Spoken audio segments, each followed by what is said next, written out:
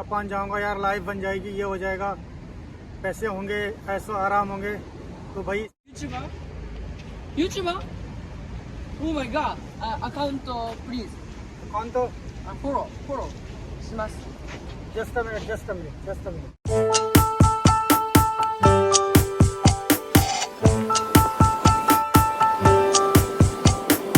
नमस्कार दोस्तों, टोके हलचल में आपका बहुत बहुत स्वागत है। मैं हूं गणेश जोशी और मैं रहता हूं जापान में।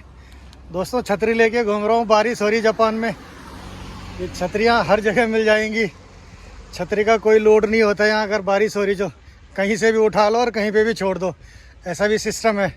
बारिश ख़त्म होती है और लोग जगह जगह छोड़ देते हैं छतरी को, और जहाँ बारिश शुरू हुई तो अपनी छतरी उठाओ और चल दो। बारिश बहुत होती है। तो दोस्तों, आज का जो मेन टॉपिक है उसके बारे में बात करते हैं।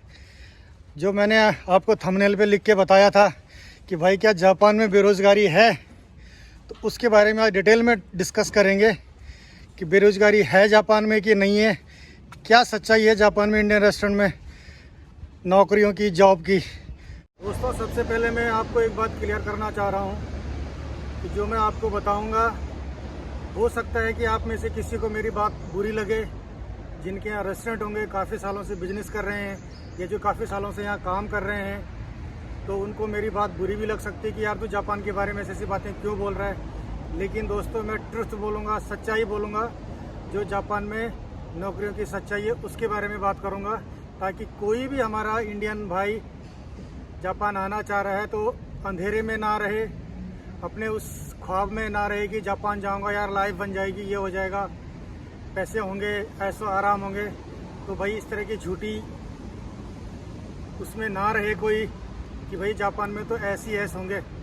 तो दोस्तों, जापान में सबसे जो स्टार्टिंग में आपको बता देता हूँ कि भाई जापान में आजकल बहुत बेरोजगारी है, ये सच्चाई है। इस सच्चाई को हम डिनाई नहीं कर सकते, चाहे कोई आपको कितना भी फुसलाए, बहकाए, बरगलाए। लेकिन इस बात का आप हमेशा ध्यान रखना कि जापान में बेरोजगारी है, स्पेशली इंडियन रेस्टोरेंट में। आज की डेट में मैं बता रहा हूँ, और आज से नहीं है, काफ़ी समय से ये बेरोजगारी चल रही है। इस बेरोजगारी के कई कारण हैं, एक कारण नहीं है, इसके कई कारण हैं। उनके डिटेल में अभी डिस्कस करेंगे दोस्तों। यार, जो बेरोजगारी का एक कारण है, आजकल दोस्तों रेस्टोरेंट खुल गए यहाँ बहुत सारे। उनके मालिक नेपाली लोग भी हैं, पाकिस्तानी भी हैं, बांग्लादेशी भी हैं, हमारे इंडियन भी हैं, इंडिया के हर रीजन से हैं, गढ़वाल से हैं, जगह जगह से हैं। और रेस्टोरेंट खुल गए बहुत सारे, हर किसी के पास स्टाफ हो गए ज़्यादा, और हर कोई चाह रहा है कि मैं स्टाफ को कम करूं। तो स्टाफ हो गए ज़्यादा, नौकरियां हो गई कम। तो इस चक्कर से जापान में बेरोज़गारी बढ़ रही है, और उस बेरोज़गारी का फ़ायदा बहुत सारे लोग उठा भी रहे हैं। वो क्यों उठा रहे हैं कि उनकी तनख्वाह में कटौती करके वो मजबूरी का फ़ायदा भी उठा रहे हैं कि जो लोग जापान में ऑलरेडी हैं आ रखे, जो आ रहे होंगे वो तो जान लो इस बात को।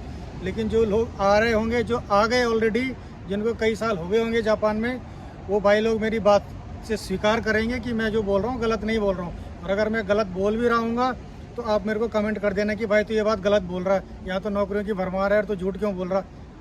मैं सच्चाई बोल रहा हूँ, क्योंकि मैं काफ़ी सालों से जापान में रह रहा हूँ और आजकल मैं बहुत बेरोज़गारी देख रहा हूँ यहाँ। और उसका फ़ायदा उठा रहे हैं लोग, क्योंकि उसमें फिर तनख्वाह में कोई टाइम पे दे रहा है, कोई कह रहा अगले महीने दूंगा, कोई कह रहा 2 महीने बाद दूंगा, कोई आधा ले लो, कोई कुछ ले लो। लेकिन बेरोज़गारी है क्योंकि आदमी हो गई ज़्यादा और नौकरियां हो गई कम।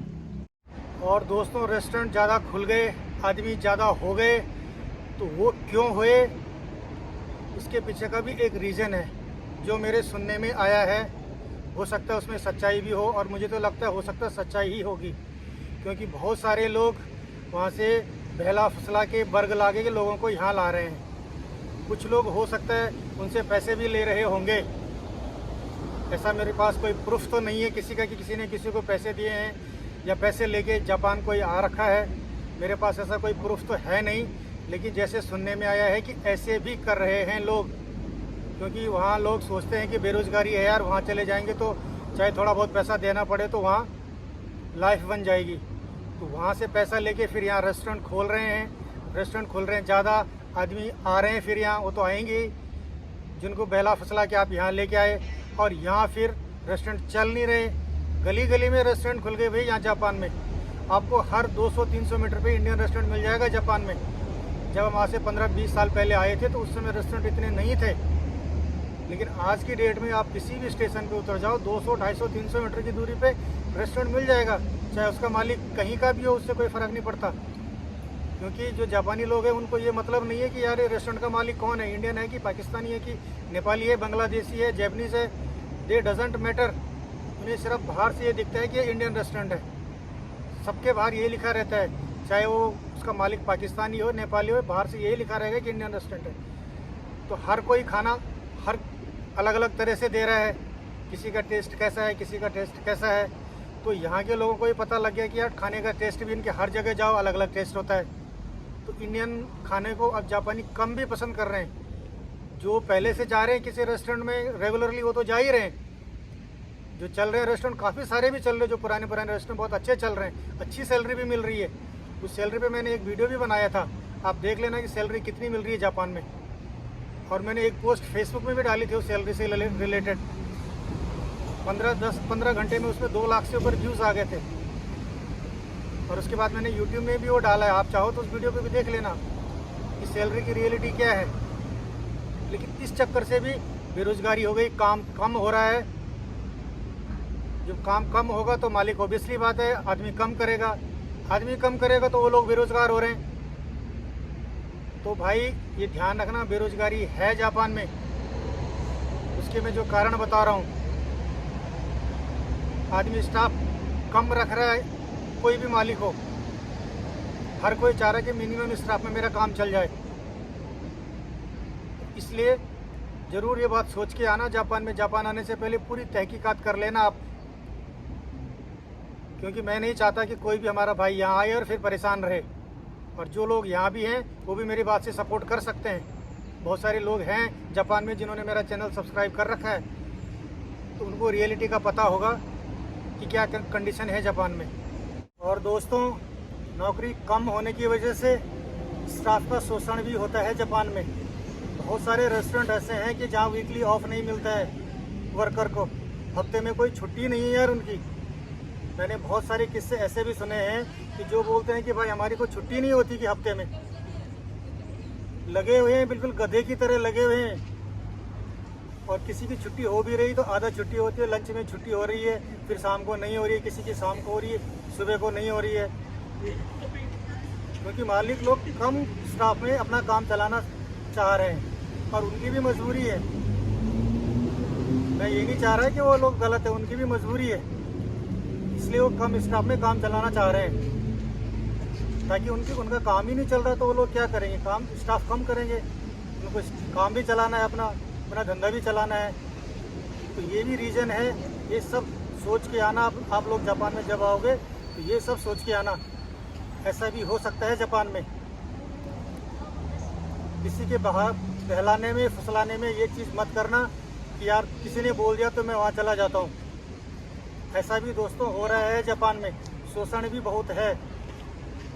YouTuber? Oh my god, account please. कौन तो follow します。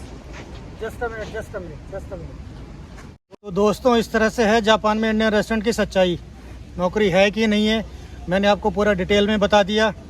और अगर मेरी बात से किसी भी भाई को अगर कोई ठेस पहुंची हो, कोई सोच रहा हो कि यार ये जापान के बारे में क्यों बुराई कर रहा है, यहाँ तो ये सब कुछ है, तो भाई उसके लिए मैं माफ़ी चाहता हूँ। लेकिन जो मेरे को लगता है, जो मेरे को लगा इतने सालों में, वो मैं सबको बताना मेरे को ज़रूरी था, मेरा फ़र्ज़ था। क्योंकि हम इतने सालों से रह रहे हैं, तो जो लोग नए आ रहे हैं उनको पता होना चाहिए रियलिटी का। और बहुत सारे लोग ऐसे होंगे जापान में कि जो मेरी बात से सहमत भी होंगे कि हाँ यार जो मैं बोल रहा हूँ वो ठीक ही बोल रहा है। अगर मैं गलत बोल रहा हूँ दोस्तों तो प्लीज़ कमेंट करना। अगर आपको अच्छा लगा हो वीडियो तो प्लीज़ लाइक ज़रूर करना और इस वीडियो को शेयर ज़रूर करना, क्योंकि इंडिया से बहुत सारे लोगों की तमन्ना होती है कि हम बाहर जाएं।